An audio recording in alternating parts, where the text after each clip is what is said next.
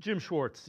I'm sure you heard you heard Todd Monken. I wasn't chipping Jim Schwartz. I wasn't rolling uh, protection slides when our outside linebackers. And do you think Schwartz coming back in any way undermines Todd Monken or could undermine Todd Monken? Yeah, here's what I would say. If Jim Schwartz agrees to come back, I don't think he would be in that room intentionally trying to undermine Todd Monken. Like he would be putting. We know he's a prideful man. We heard about the reaction he had when he didn't get the job. So if he can put all that behind him enough, where he's like, you know what, I'll come back. He's not going to show up and then try to sabotage the team and all these different things like that. That doesn't seem like something that's in his DNA.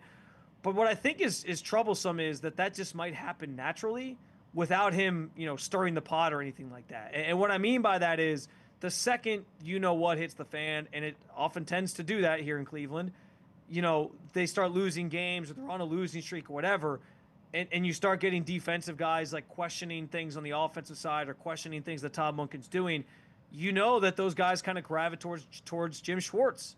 And so you start to wonder then if there's like some internal cracks or internal, butting of heads, if you will, and what that kind of how that would kind of play out. So I don't think it would be intentional by Jim Schwartz, but I do wonder if they can kind of coexist, understanding how polarizing and how popular Jim Schwartz is in that building. So I thought those comments were interesting. To me, it feels like he's probably not coming back, but that he's going to keep the scheme and probably just promote from within.